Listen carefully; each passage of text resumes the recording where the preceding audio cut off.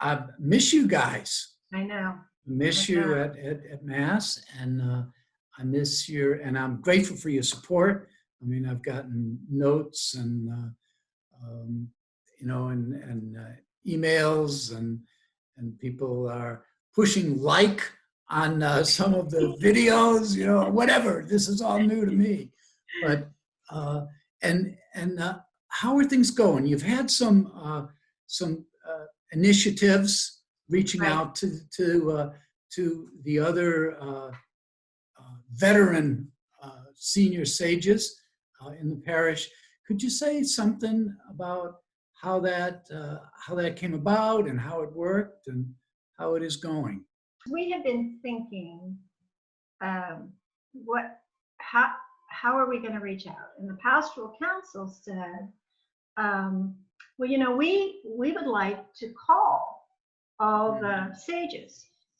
And we said, well, we can call the sages. We could call. We can do that. We have phones. We have phones and we know how to use them. Yeah. And so once that decision was made, yeah, it was a great gift, because this was at the beginning of the shutdown. Yeah. And we were bereft. Because this group of sages, all of them from 60 to 90, generally are very involved, very active,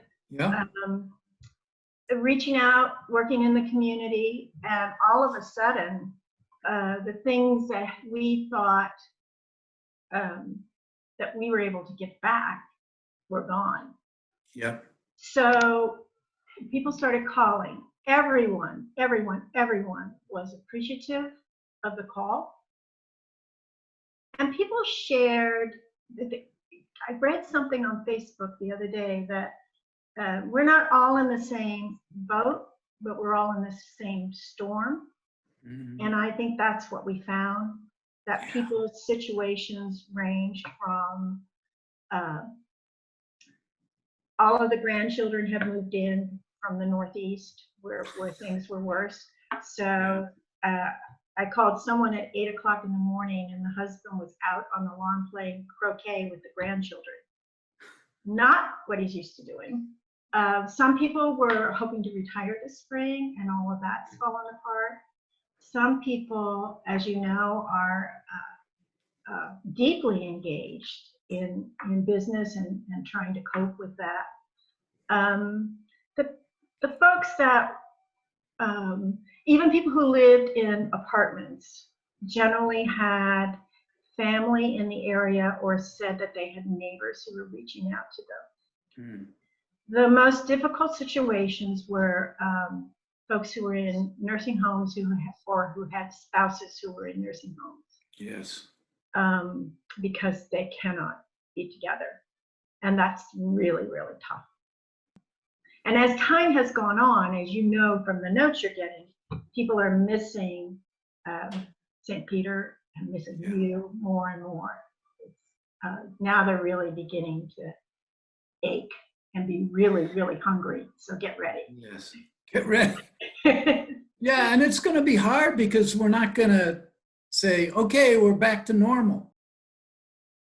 I know one of the things that I appreciated was a few weeks back, you and Louise approached me and said, would I write a little note? And I was happy to do that. And I was in a way surprised by the feelings that stirred up, as I did that, when I said these are folks that I look forward to seeing on Sundays, and folks who have been so supportive and appreciative and giving me feedback, and that we've worked with over the last year and a half to form a more vibrant and organized sages ministry that's been wonderful socially, but has even gone a great deal deeper than that. We're really going to have to go deep as we continue on. Yeah, yeah. The thing that I thought when I saw some of those responses was that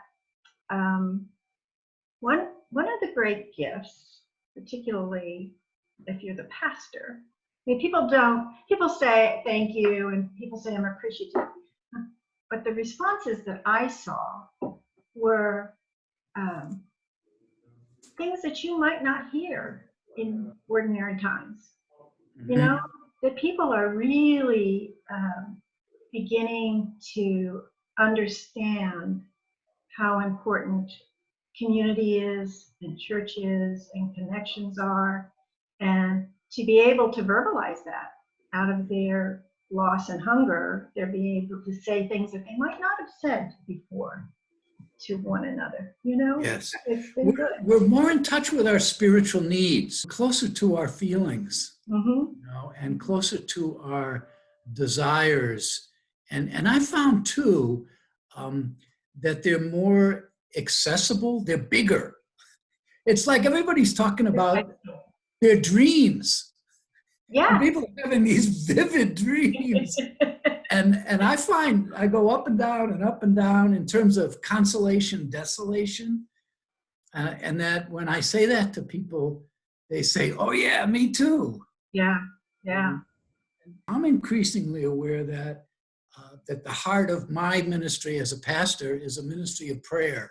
You know, and I think that, you know, that we talk as a Jesuit parish about being contemplative in the midst of activity. Seeing prayer as real and active. Because we always, we come from a mindset that to be active is to be doing. Yeah. And I think this is a real opportunity to understand that prayer is real and active. I have a friend whose name is Grace. And Grace always said that when she got to be your age and mine, that she, that her goal was to have less of grace and more of God. Yeah, right. Yes. You know, and so when Grace died, there was just the slightest whisper between her and God, because she had really worked hard to hand it over and to concentrate on that. And she would say that, and we would laugh, and then, you know, but now every day I get it more. You know, less of grace and more of God. And if we were all doing that, how remarkable would the world be? It's the real heart of what, you know, it's the Pauline, I live now, not I, but Christ lives in me. And it's not, that can sound like pious language, but when it's the lived reality, I mean, this is suffering. I mean, some people are really suffering, but we're all suffering because we're out of control and we're being stripped. One of the lines that I used in a couple of the videos was one from Jared Manley Hopkins, one of his poets, where he said, let him Easter in us. Yes. And it's that sense of less of me and more of the life that is gift, that makes me more authentic and free and grateful and trusting and compassion, all those things that are that God can get at us. That's my hope. That all this suffering is not in vain. That God gets at us. Right. That is the other thing that's going on among the sages, is that I think everybody is going deeper, but I don't know if you get them, but every day I get, you know, coronavirus humor, if there is such a thing. Just, you know, just because, as you mentioned, um, you know, it never for us for me, has consolation and desolation been so closely intertwined. Yes, yes. I can't tell you, you know, the calls and your letter and this last little note where we said, you know, if you're hurting and you're in need, here's how you can Yep. get help. If you can help, here's a way to do it. People were so appreciative. And in all of those phone calls that were made, I think probably somewhere over 300. But they're so appreciative of St. Peter's and of you and of the entire community. The inequities that we saw in the world before this have now moved front and center. So that's another piece that we struggle with. Yes. You know, um, you know, we're all very forward-looking, even in this stage of our lives. So, you know, there's that concern about how is the world going to look, but we also understand that maybe the world has to look some different when we come out on the other side. Mm-hmm. Yeah. So, less of grace and more of God, right? Yes. Thank you for this, Susie. And I want to say hello to all the sages and ask for their prayers for me and for the community, and promise you mine. Thank you. Thank you. Thank Constance. you. We Thanks, really, Susie. bye. Bye. Thank you.